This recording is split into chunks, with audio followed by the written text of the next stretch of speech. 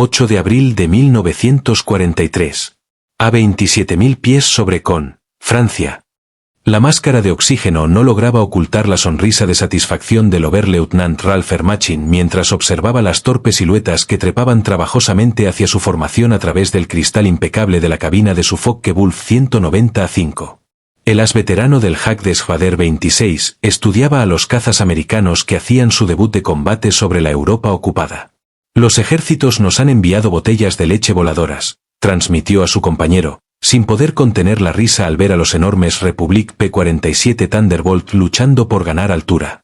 Debajo de ellos, 16 P-47C del cuarto grupo de caza ascendían pesadamente en formación cerrada, con sus motores Pratt & Whitney R2800 Double Wasp de 2000 caballos de fuerza forzados al máximo para levantar sus 7 toneladas de peso.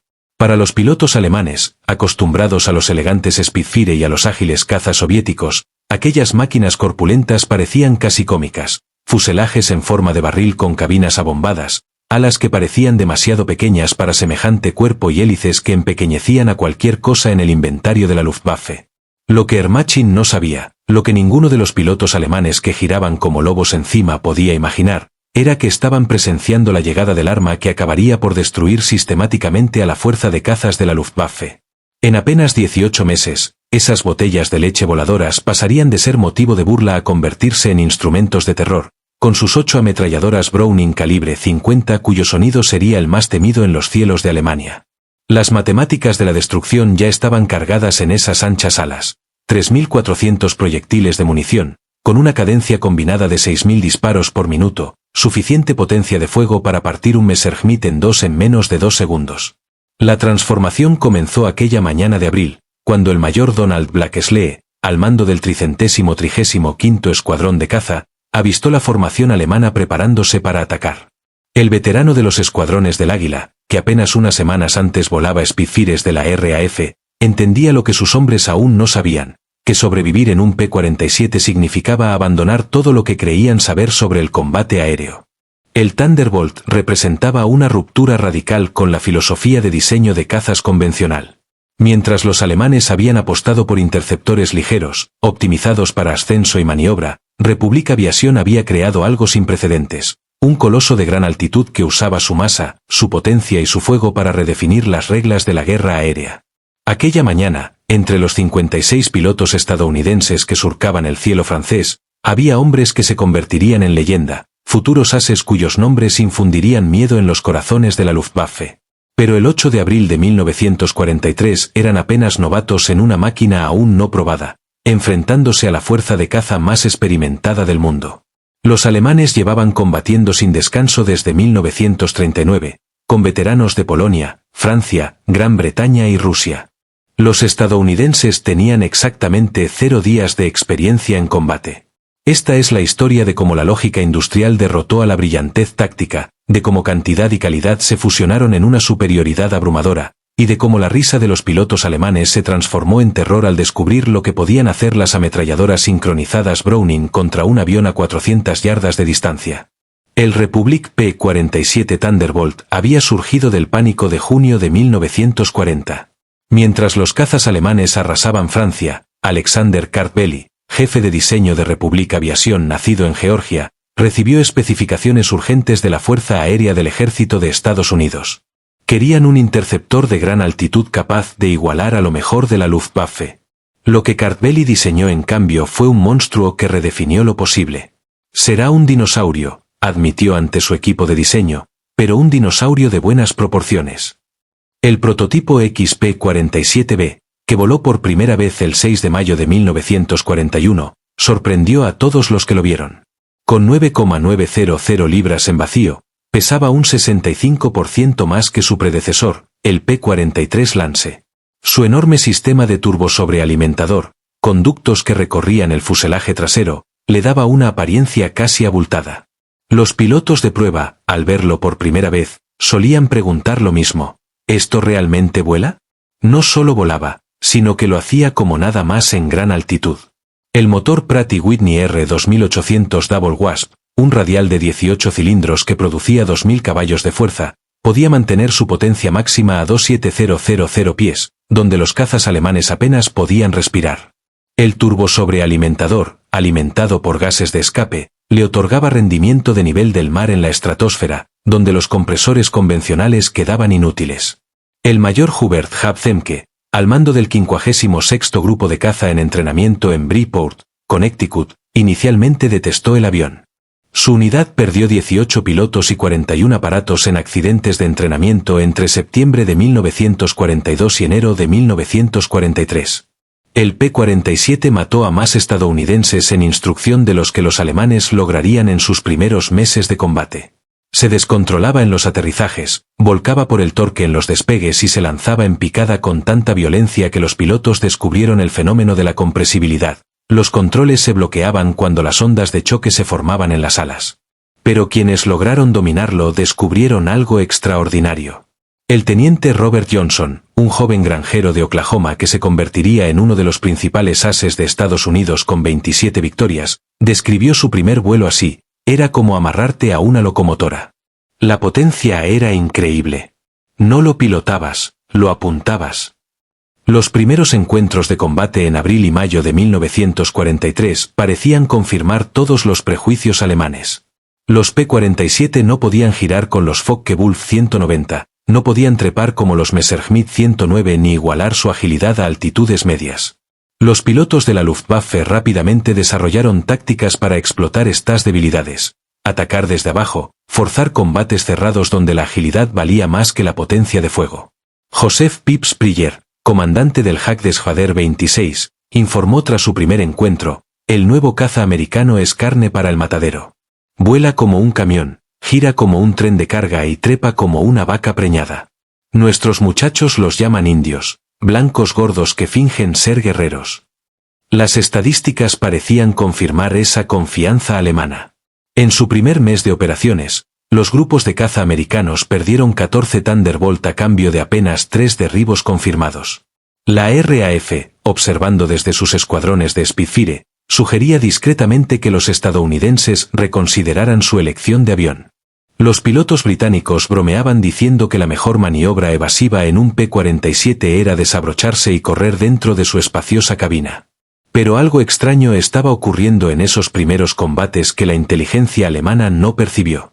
Los P-47 derribados habían soportado un castigo increíble antes de caer. Uno regresó de una misión el 4 de mayo con 21 impactos de cañón y más de 100 disparos de ametralladora, daños que habrían desintegrado a un Messerschmitt o un Spitfire.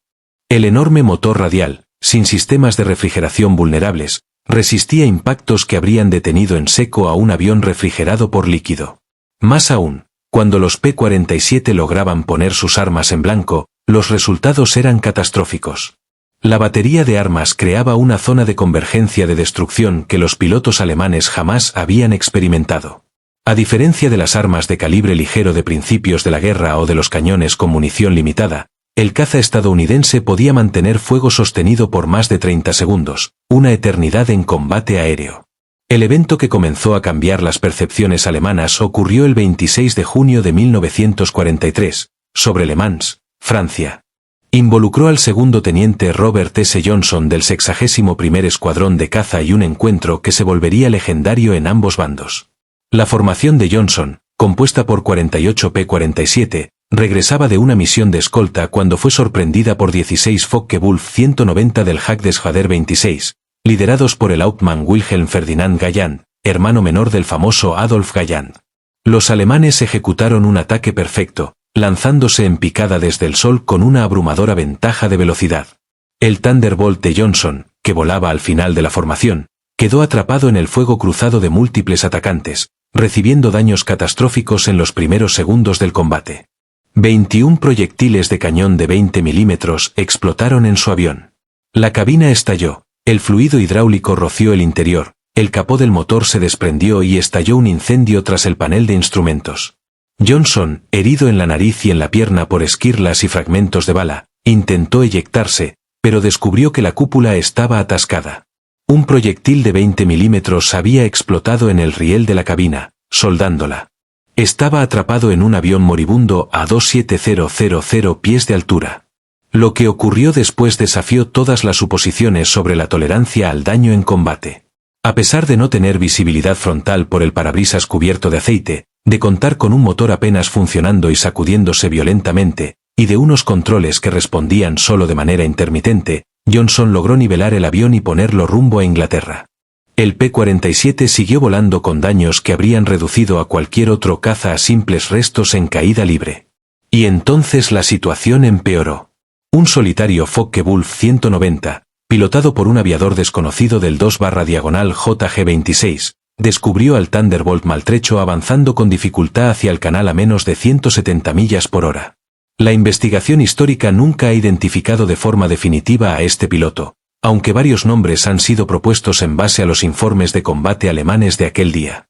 Lo que siguió fue uno de los encuentros más extraordinarios en la historia de la guerra aérea.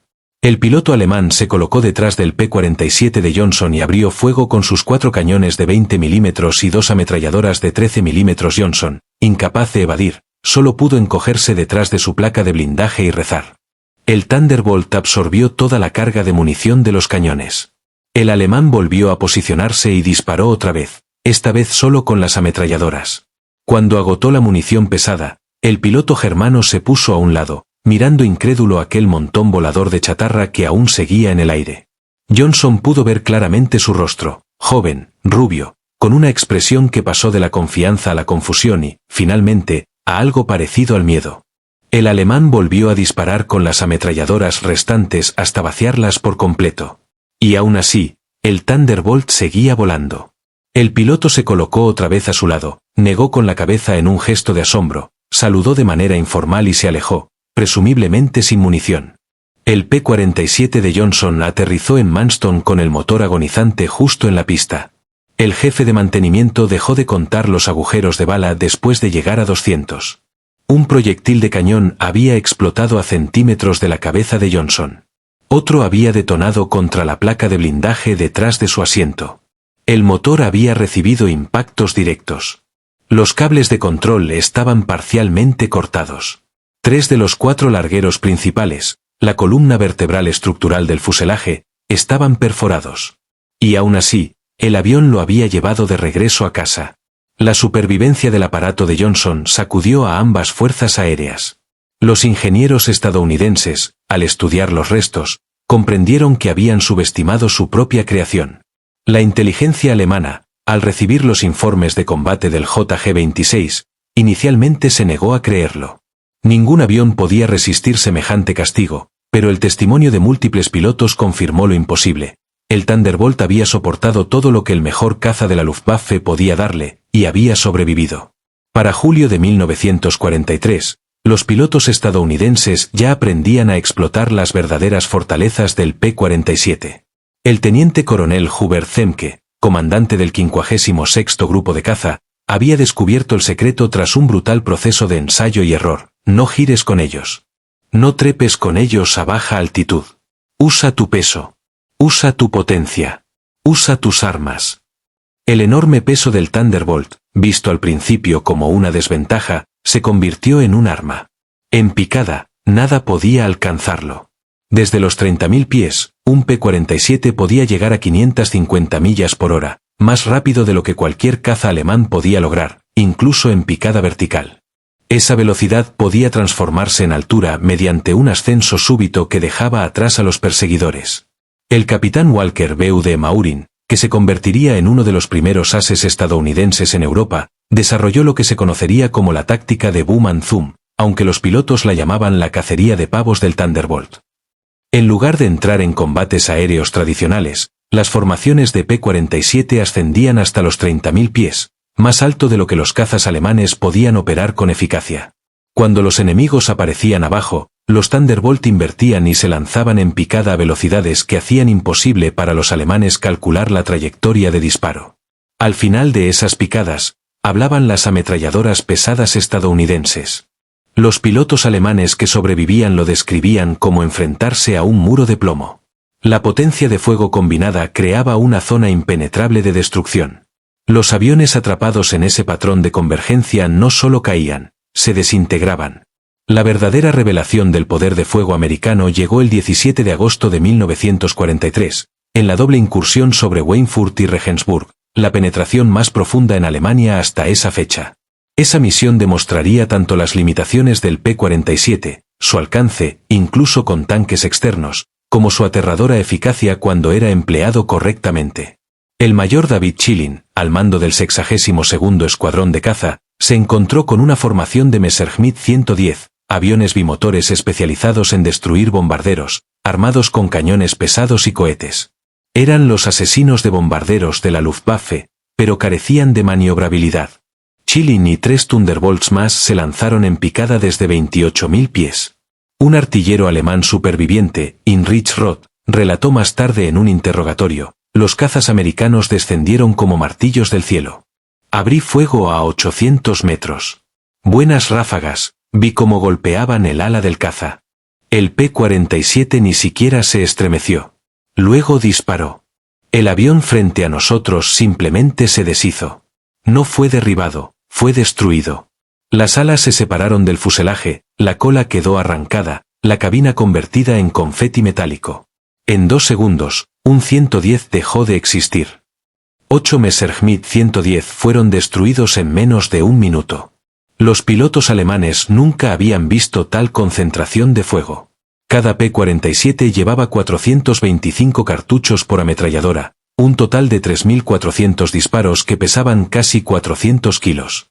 A la distancia de convergencia, típicamente ajustada a 300 yardas, las trayectorias de las 8 armas se cruzaban en una zona de apenas 2 metros de diámetro.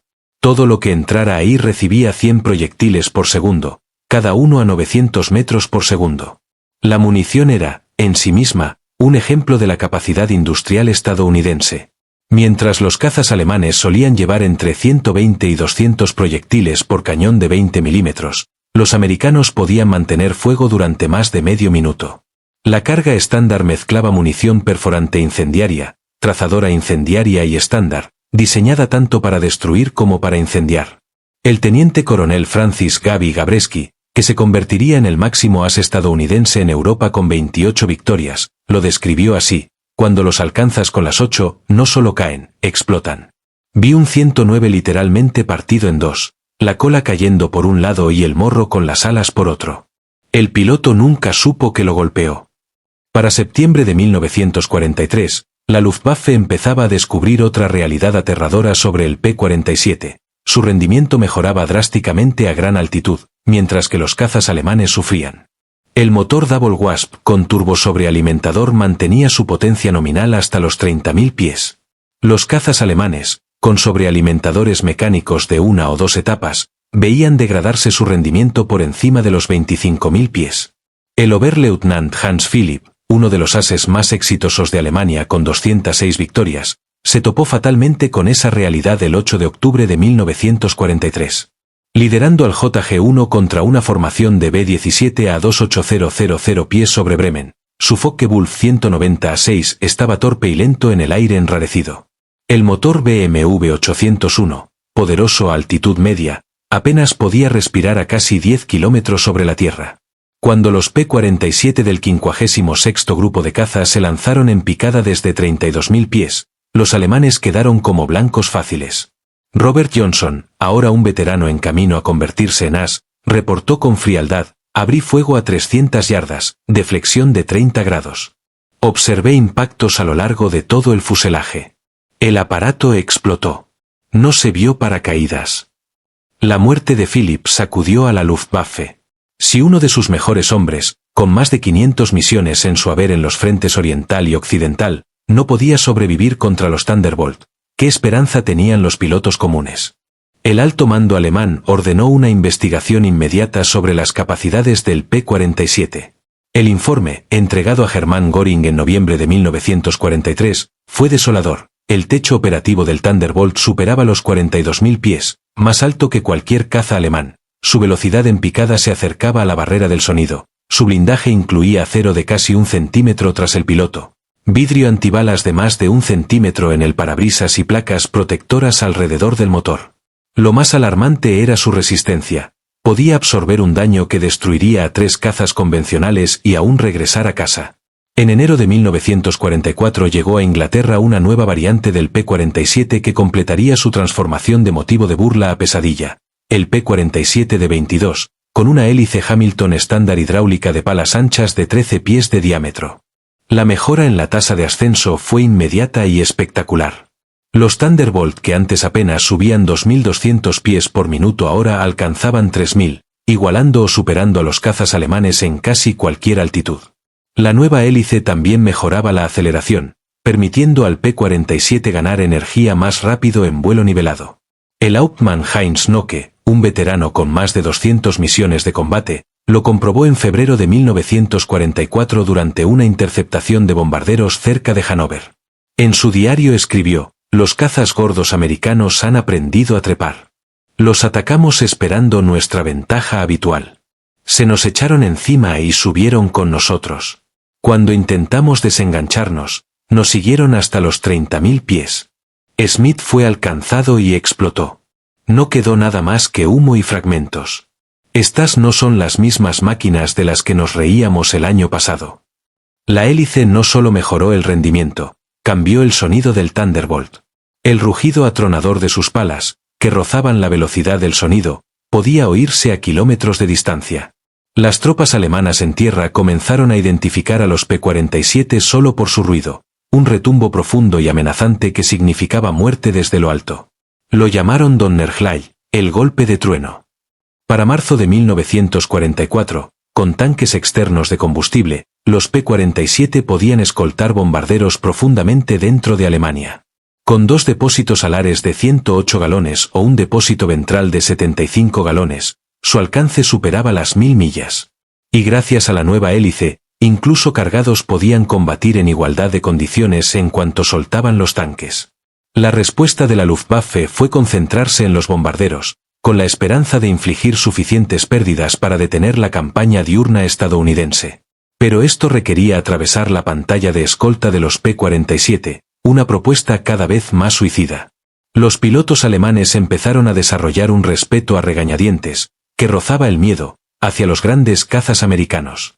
El mayor Günther Rall, uno de los principales ases de Alemania con 275 victorias, en su mayoría en el frente oriental, sobrevivió a un encuentro con P-47 el 6 de marzo de 1944 que lo dejó gravemente herido. Más tarde recordó en una entrevista tras la guerra: «Los vimos arriba, siluetas gordas contra el sol. Alguien rió y dijo: ahí vienen los cerdos voladores». Nadie reía 30 segundos después.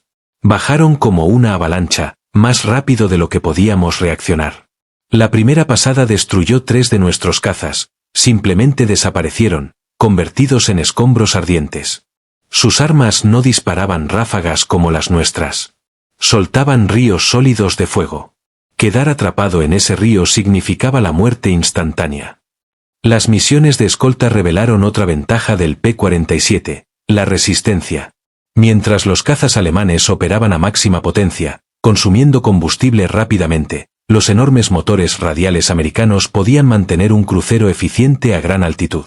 Los Thunderbolt podían permanecer con los bombarderos durante horas, rotando la cobertura superior y aún con suficiente combustible para combatir y regresar. A medida que más P-51 Mustang llegaron en la primavera de 1944 para asumir la escolta de largo alcance, las unidades de P-47 se enfocaron cada vez más en el ataque a tierra, un papel que los convertiría en el avión más temido del arsenal aliado.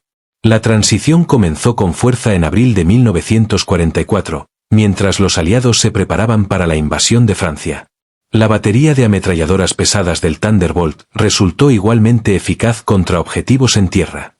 La munición perforante incendiaria estándar podía penetrar el blindaje superior de la mayoría de los vehículos alemanes, mientras que el simple volumen de fuego destruía blancos blandos en segundos. Una ráfaga de 2 segundos podía poner 160 proyectiles calibre 50 en un área del tamaño de un camión. Pero fue la adición de bombas y cohetes lo que transformó al P-47 en un auténtico monstruo polivalente. La variante de 25 podía cargar 2 bombas de 1000 libras bajo las alas y una de 500 bajo el fuselaje, una carga equivalente a la de bombarderos medios de principios de la guerra. Variantes posteriores añadieron soportes para 10 cohetes de 5 pulgadas de alta velocidad, cada uno equivalente a un proyectil de artillería de 105 milímetros. El Oberst Hans von Lack, al mando del 125º Regimiento Panzergrenadier durante la campaña de Normandía, experimentó de primera mano los ataques a tierra del P-47, Venían tan bajo que podías ver la cara de los pilotos. El sonido era aterrador. Motores rugiendo, cohetes silbando, y luego el martillo de esas ametralladoras pesadas. Una columna de nuestros camiones simplemente dejó de existir. 20 vehículos convertidos en chatarra en llamas en una sola pasada. El efecto psicológico en los hombres era devastador. Los llamábamos jabos, cazabombarderos. Pero eran algo más. Eran artillería voladora con la precisión de francotiradores.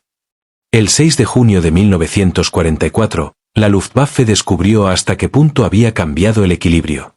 Más de 500 P-47 dieron cobertura aérea a la invasión, creando un paraguas impenetrable sobre las playas. Los cazas alemanes que intentaron llegar a las zonas de desembarco fueron masacrados. El Oberleutnant Wolfgang Fischer del JG-21, uno de los 3 únicos pilotos alemanes que lograron alcanzar las playas ese día, informó: el cielo pertenecía a los americanos. Había Thunderbolt apilados desde el nivel del mar hasta los 30.000 pies. Intentamos romper al amanecer, 12 cazas de nuestro grupo. Solo yo regresé. Los P-47 estaban esperando en cada altitud. No podías trepar sobre ellos. No podías zambullirte bajo ellos.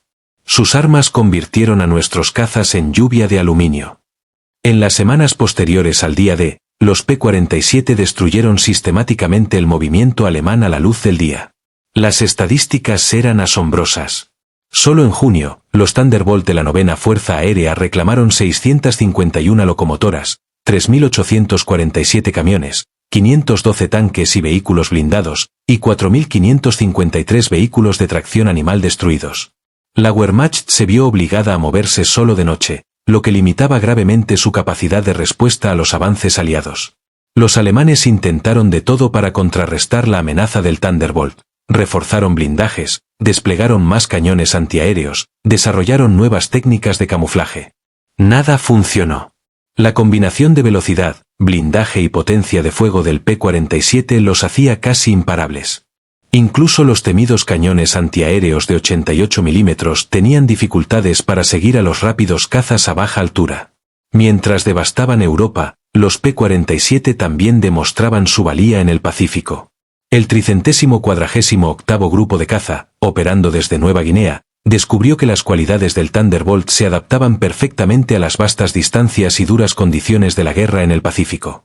El coronel Neil Kearby, al mando del 348º, desarrolló tácticas específicas para ese teatro. El 11 de octubre de 1943, Kearby lideró 4 P-47 contra 40 aviones japoneses sobre Bewak, derribando 6 él solo en una misión, lo que le valió la medalla de honor.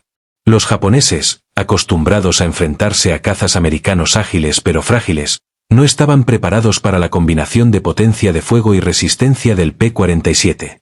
El as japonés Saburo Sakai, que los encontró sobre Nueva Guinea, escribió más tarde: los llamábamos monstruos. Nuestros cañones de 20 milímetros, que podían destruir un P-40 con unos pocos impactos, parecían no hacerles nada.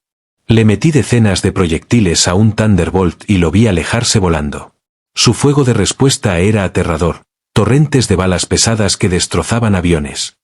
La variante P-47N, desarrollada específicamente para el Pacífico, tenía mayor capacidad de combustible con alas húmedas que almacenaban 93 galones en cada lado, extendiendo el alcance a 2,350 millas. Esta versión escoltaría a los B-29 hasta Japón, demostrando que aquel caza de corto alcance de 1943 había evolucionado en un verdadero arma de largo alcance. Quizá la mayor reivindicación de la evolución del P-47 llegó en sus encuentros con los cazas a reacción alemanes. El Messerschmitt Me-262, con su velocidad máxima de 540 millas por hora, debería haber sido intocable para un avión de hélice.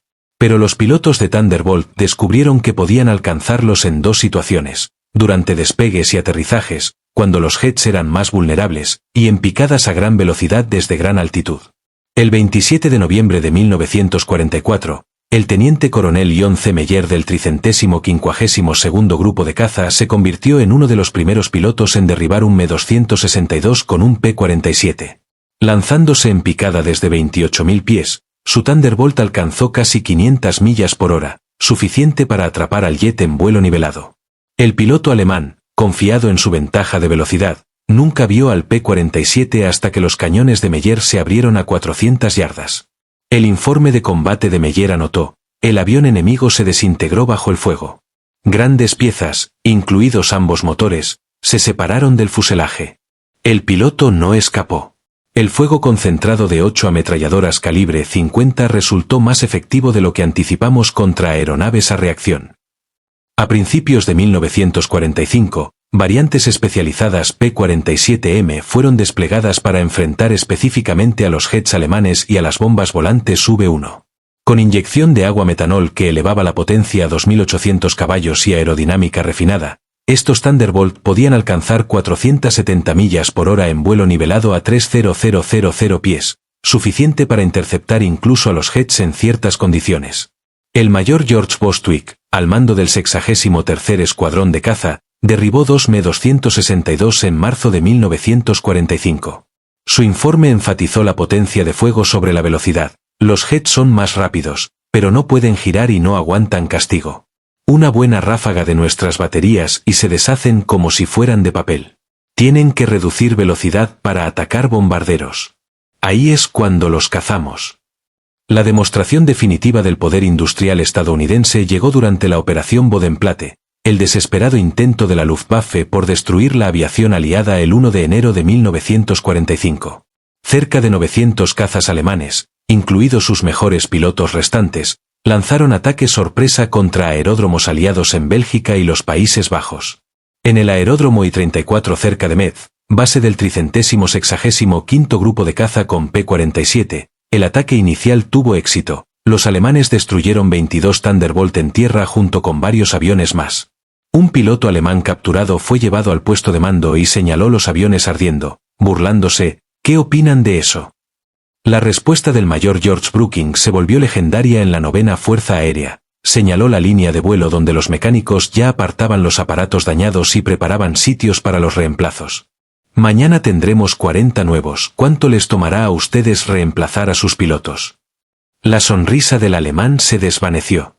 En 48 horas, P-47 de 40 recién salidos de fábrica llenaban la línea de vuelo, traídos desde depósitos en Inglaterra. La Luftwaffe perdió 271 aviones y 213 pilotos en Bodenplatte, incluidos muchos instructores y líderes de escuadrón irreemplazables. Pérdidas que nunca podrían reponer. Los estadounidenses perdieron 134 aviones en total en todos los aeródromos atacados, todos reemplazados en una semana. Los números contaban la historia de una derrota inevitable. Republic Aviation produjo 15,683 P-47 durante la guerra, más que cualquier otro caza estadounidense. En el punto máximo de producción, la planta de Farmingdale en Long Island terminaba un Thunderbolt cada hora, día y noche. La fábrica de Evansville, Indiana, construida en terrenos agrícolas en 1942, producía 500 aviones al mes para 1944. Cada P-47 requería 65.000 piezas individuales, 8 millas de cableado eléctrico, 900 kilos de aluminio y 135 kilos de caucho. Solo el motor contenía 2.400 componentes fabricados con tolerancias de milésimas de pulgada. Y aún así, los trabajadores estadounidenses, muchos de ellos mujeres que nunca habían visto un avión antes de Pearl Harbor, ensamblaron estas complejas máquinas con una precisión que superaba los estándares de tiempos de paz. La producción de municiones era igualmente asombrosa. Cada salida de un P-47 requería 3.400 cartuchos de calibre 50. Con cientos de Thunderbolt volando misiones diarias, el consumo superaba los 10 millones de balas al mes para mediados de 1944. La fábrica de Lake City, en Missouri, una de varias, producía 30 millones de cartuchos mensuales, cada uno fabricado con tolerancias minúsculas para asegurar su fiabilidad en las ametralladoras sincronizadas. El consumo de combustible era gigantesco. Cada Thunderbolt quemaba 100 galones por hora en vuelo normal, hasta 300 en combate con la inyección de agua activada. Solo la 9ª Fuerza Aérea consumía más de 25 millones de galones de combustible de aviación al mes a finales de 1944. Todo ello enviado a través del Atlántico en petróleros que también eran producto de la producción en masa americana. Más impresionante aún que la producción de aviones era la formación de pilotos. Para 1944, Estados Unidos graduaba 30.000 pilotos anualmente en entrenamiento avanzado, más de los que Alemania formó en toda la guerra. Cada piloto de P-47 recibía un mínimo de 400 horas de vuelo antes de entrar en combate, incluyendo 100 en cazas avanzados. Los pilotos alemanes, en cambio, llegaban al frente con menos de 100 horas en total hacia el final de la guerra. La diferencia se notaba en combate. Los pilotos americanos llegaban a Europa entrenados en vuelo en formación, navegación por instrumentos, tiro y tácticas. Habían practicado contra aviones alemanes capturados, conocían sus capacidades y limitaciones. Sabían sus sistemas de memoria, habiendo estudiado manuales técnicos que los pilotos alemanes jamás recibieron. El teniente Eugene Roberts, llegado a Inglaterra en septiembre de 1944, ejemplificó esa ventaja. Tenía 420 horas en mi bitácora, incluidas 75 en el P-47. Había disparado a blancos remolcados, practicado tiro en deflexión, estudiado películas de cámaras de tiro de combates reales. En mi primera misión sabía exactamente qué hacer. El piloto alemán al que enfrenté no podía tener ni la mitad de mi experiencia. No fue ni una pelea justa. En marzo de 1945, el Oberstleutnant Joseph Priller, el mismo que 2 años antes había ridiculizado al P-47 llamándolo «vaca preñada», fue entrevistado por funcionarios de propaganda alemana que buscaban elevar la moral. Su declaración, considerada demasiado desmoralizante para publicarse, revelaba la transformación total en la percepción alemana. El Thunderbolt es el mejor cazabombardero jamás construido. Su poder de fuego no tiene precedentes. Armas que nunca se encasquillan, nunca se sobrecalientan, nunca se quedan sin munición en combate normal. Lleva bombas como un bombardero medio, dispara cohetes como artillería y lucha como un caza cuando es necesario. Pero más allá de la máquina estaba lo que representaba, producción americana ilimitada. Ellos perdían 10 y construían 20. Nosotros perdíamos 1 y era para siempre. Sus pilotos llegaban mejor entrenados que nuestros propios instructores. Tenían combustible para entrenar, municiones para practicar, repuestos para todo. Nosotros no teníamos más que valor. Y el valor, sin recursos, solo significa una derrota retrasada. Nos reímos de ellos en 1943. Ya no nos reímos. Cuando escuchas esas ametralladoras sabes que la muerte viene por ti. El sonido nos persigue, mecánico, preciso, imparable. Como todo lo americano, se trataba de una superioridad material abrumadora. No nos vencieron con mejores tácticas ni con pilotos más valientes. Nos sepultaron bajo una avalancha de acero y plomo. Para abril de 1945, la Luftwaffe existía solo en el papel. La escasez de combustible mantenía en tierra a la mayoría de los aviones. Los pilotos experimentados estaban muertos o prisioneros. Los aeródromos eran ruinas llenas de cráteres. Y aun con aviones y combustible, los pilotos alemanes enfrentaban una ecuación imposible. Atacar significaba encontrarse con formaciones de P-47 que dominaban cada altitud, desde el suelo hasta los 40.000 pies. El Feldwebel Klaus Brechtender, uno de los últimos pilotos alemanes entrenados en 1945, voló exactamente una misión de combate antes de que terminara la guerra. Su encuentro con los P-47 sobre Leipzig duró 12 segundos. Los vi lanzarse en picada desde arriba, 4 Thunderbolt en formación perfecta. Intenté girar, pero eran demasiado rápidos. El líder disparó desde 500 metros. Mi avión tembló como si lo golpearan martillos. El motor explotó, el ala se desprendió. Apenas escapé. En el paracaídas vi cómo destruían a toda mi escuadrilla. 6 cazas aniquilados en menos de 1 minuto. El cielo llovía aluminio ardiente y cuerpos. El impacto psicológico era absoluto. Los médicos militares lo llamaban fiebre Jabo. Síntomas físicos de estrés aparecían en cuanto se reportaba la presencia de Thunderbolt. Veteranos que habían enfrentado Spitfires y Hurricanes sin miedo se enfermaban físicamente antes de misiones contra P-47. El trueno característico de su aproximación causaba pánico entre las tropas de tierra, que sabían que sobrevivir significaba encontrar cobertura de inmediato. Las estadísticas finales de las operaciones del P-47 desafiaban la comprensión. En Europa, destruyeron 3.752 aviones alemanes en combate aéreo, 3.315 en tierra, 86.000 vagones de tren, 9.000 locomotoras, 6.000 vehículos blindados, 68.000 camiones y 60.000 vehículos de tracción animal. En el Pacífico, 697 aviones japoneses en combate aéreo, 150 en tierra, 1.500 vehículos, 150 locomotoras, además de incontables barcazas, barcos e instalaciones.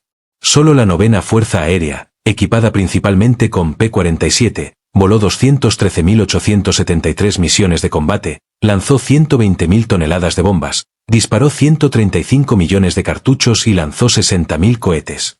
Las unidades de Thunderbolt lograron una proporción de derribos de 4.6 a 1 en combate aéreo, manteniendo al mismo tiempo la tasa de pérdidas más baja de cualquier cazabombardero aliado.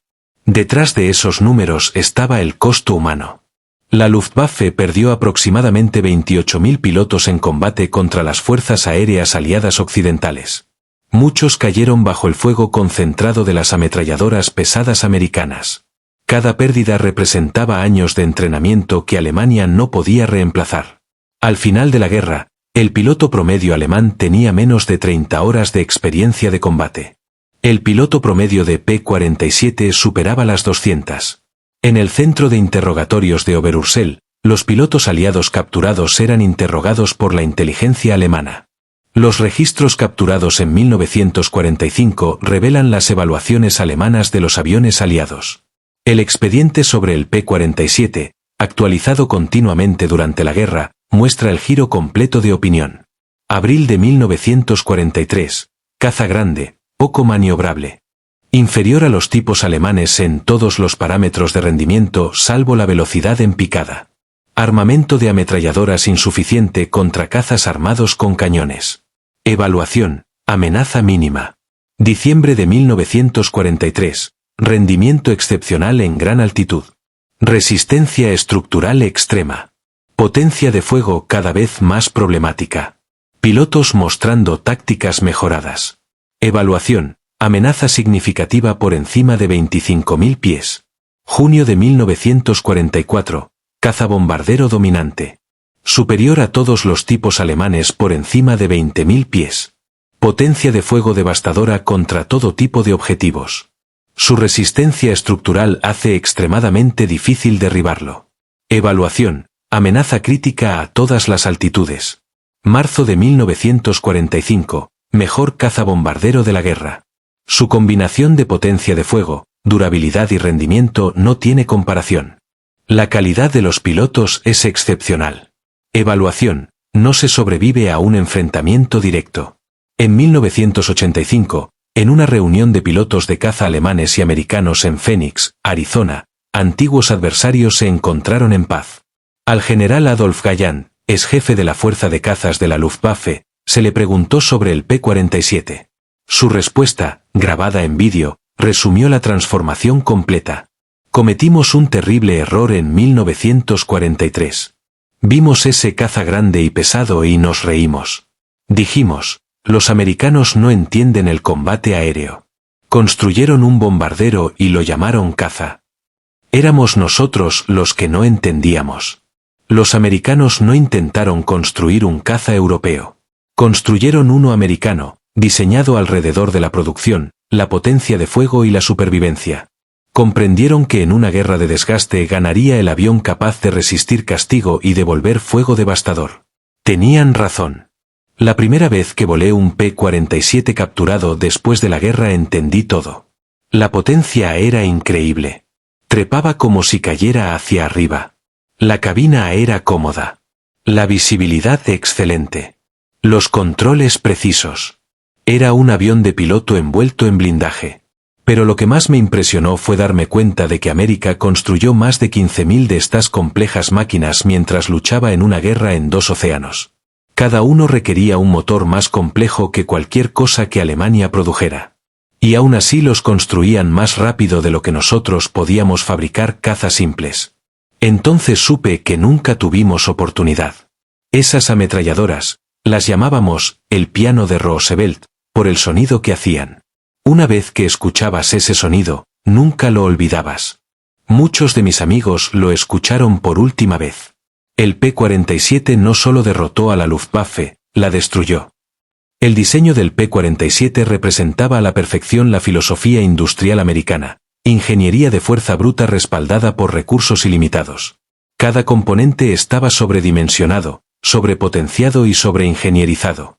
Las vigas alares podían soportar 40.000 libras, 3 veces el peso máximo del avión. El soporte del motor resistía fuerzas de 12 gramos. Los cables de control estaban duplicados en todo el avión con sistemas de respaldo automáticos. El sistema de alimentación de municiones era una maravilla de la ingeniería, 8 cajas independientes, cada una con 425 cartuchos, alimentadas por motores eléctricos para evitar atascos en maniobras extremas. Las armas tenían calefacción eléctrica para impedir congelamiento en altura. Cada ametralladora tenía su propio mecanismo de carga y podía sincronizarse de manera independiente. La convergencia era ajustable de 150 a 400 metros, permitiendo a los pilotos optimizar su distancia de combate. Incluso después de la guerra, algunos veteranos alemanes sostenían que el P-47 había ganado por cantidad, no por calidad, que los cazas alemanes eran técnicamente superiores pero fueron sobrepasados en número. Los registros de combate cuentan otra historia. En enfrentamientos con números iguales, los P-47 prevalecieron consistentemente. El armamento de ametralladoras pesadas, considerado inferior a los cañones, resultó más efectivo en la práctica. El análisis de las cámaras de tiro reveló por qué los cañones, aunque individualmente más destructivos, tenían munición limitada y requerían puntería precisa. El P-47, en cambio, creaba una nube de probabilidad que garantizaba impactos incluso con puntería imperfecta. Una ráfaga de 2 segundos colocaba al menos 20 proyectiles en un objetivo del tamaño de un caza, suficiente para asegurar su destrucción. La munición también era superior. Las balas americanas calibre 50 perforantes incendiarias usaban una espoleta de acción retardada que aseguraba la penetración antes de detonar. El compuesto incendiario ardía a 1,650 grados, suficiente para encender la estructura de aluminio. Los proyectiles alemanes de 20 milímetros, aunque más pesados, a menudo explotaban en la superficie causando daños espectaculares pero a veces superficiales. El P-47 Thunderbolt sigue siendo el caza monomotor de pistón más pesado producido en masa. Su peso en vacío de 10.000 libras superaba el peso total de algunos bimotores. Su motor producía más potencia que formaciones enteras de bombarderos de la guerra anterior. Sus armas entregaban más fuego que un pelotón de infantería. Y aún así, fue fabricado por miles, volado por muchachos recién salidos de la preparatoria y mantenido en condiciones de combate por mecánicos que aprendieron el oficio en semanas. La transformación de la opinión alemana, de la burla al terror, tomó menos de 2 años. En ese tiempo, la botella de leche voladora se convirtió en el avión más temido que la Luftwaffe enfrentó. Veteranos que habían combatido contra Spitfires, Hurricanes y Jacks soviéticos sin pestañear hablaban de los P-47 en voz baja incluso décadas después de la guerra. En el Museo de la Fuerza Aérea de Estados Unidos, en Dayton, Ohio, un P-47 de restaurado se exhibe entre otros cazas legendarios. Su placa enumera especificaciones y honores de combate, pero la verdadera historia la cuenta una pequeña vitrina que contiene casquillos de calibre 51 tira de película de cámara de tiro mostrando un Focke-Wulf 190 desintegrándose bajo el fuego. Debajo, una cita de un piloto alemán tomada de un informe de interrogatorio de 1945. Nos reímos cuando los vimos por primera vez. Gordos, feos cazas americanos que no podían girar, ni trepar, ni luchar. Dejamos de reír cuando comprendimos que no necesitaban girar ni trepar. Solo apuntaban esas ametralladoras hacia ti y dejabas de existir. La risa murió con nuestros camaradas. El P-47 Thunderbolt entró en combate como objeto de burla y terminó la guerra como instrumento de aniquilación. En el transcurso, 8 ametralladoras Browning sincronizadas reescribieron las reglas de la guerra aérea y sepultaron a la Luftwaffe bajo una avalancha de plomo. Los pilotos alemanes se rieron del torpe caza americano en abril de 1943. Para mayo de 1945 ya no quedaban pilotos alemanes que pudieran reír. El trueno había hablado, y el cielo pertenecía a América.